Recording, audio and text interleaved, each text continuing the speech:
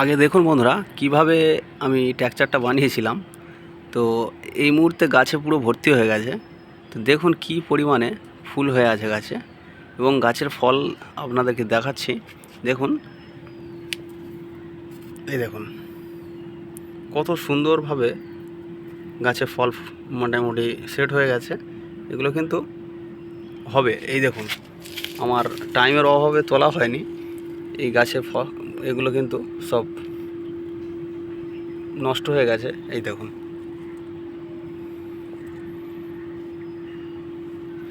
দেখুন বড় বড় সাইজ হয়ে গেছে।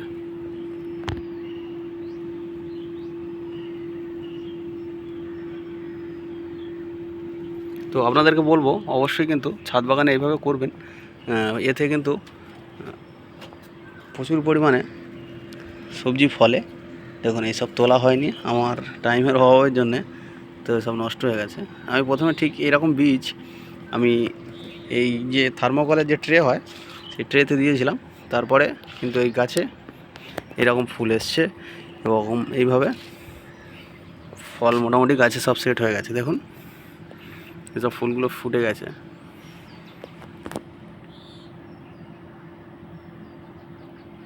তো আপনাদেরকে বলবো ছাদ বাগানে কিন্তু সহজেই এই সবজিগুলো করা যায়।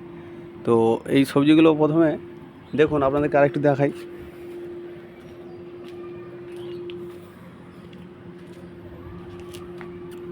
আমি এই যে দেখুন, এখানে একটি গাছ, ছোট গাছ, দেখুন এই ছোট গাছ কিন্তু আমি এখানে জাস্ট দানা ফেলে দিয়েছিলাম। সেই দানা ফেলার পরে এইরকম ছোট গাছ হয়ে গেছে। এবং এই গাছগুলোকে আমি জাস্ট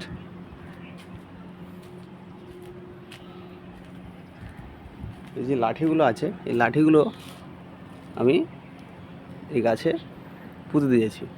পুঁতে দেওয়ার পরে গাছগুলোকে জাস্ট তুলে দিয়েছি। তারপরেই এমনভাবে ফুল ভর্তি হয়ে গেছে দেখুন, এবং ফলও সব দাঁড়িয়ে গেছে। এবং আমার টাইমের অভাবের জন্য আপনারা দেখলেন কত ফল নষ্ট হয়েছে। তো চেষ্টা করব পরবর্তীবার যাতে আমার ফলগুলো আর নষ্ট না হয়। তো আপনাদেরকে বলবো অবশ্যই কিন্তু ছাদ বাগানে এইভাবে করতে পারেন। দেখুন আমার এখানে কুমড়ো গাছ হয়েছে, এবং কুমড়োর ফুলও ফুটেছে। তো যদিও এই গাছগুলো কিন্তু আমি ঠিকভাবে পরিচর্যা করি না, যেহেতু আমার ফলের বাগান মোটামুটি ছাদ বাগান। তো সেক্ষেত্রে সবজির দিকে আমি অতটা নজর দেই না।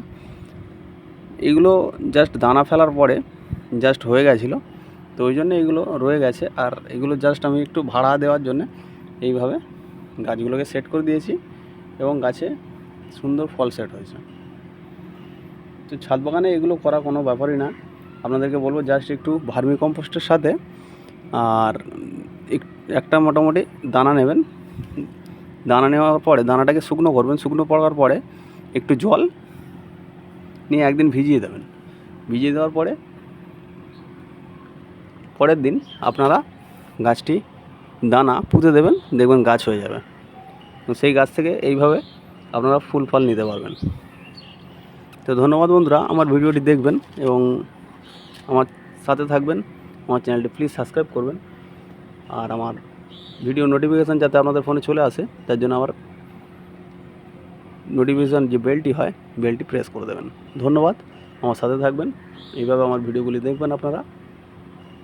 আর ঠিক এইভাবেই আপনারা ফল ছাদ বাগানে ফলাবেন। আমি আশা রাখছি আপনাদের কাছে যে আপনারাও ছাদ বাগান করবেন। ধন্যবাদ।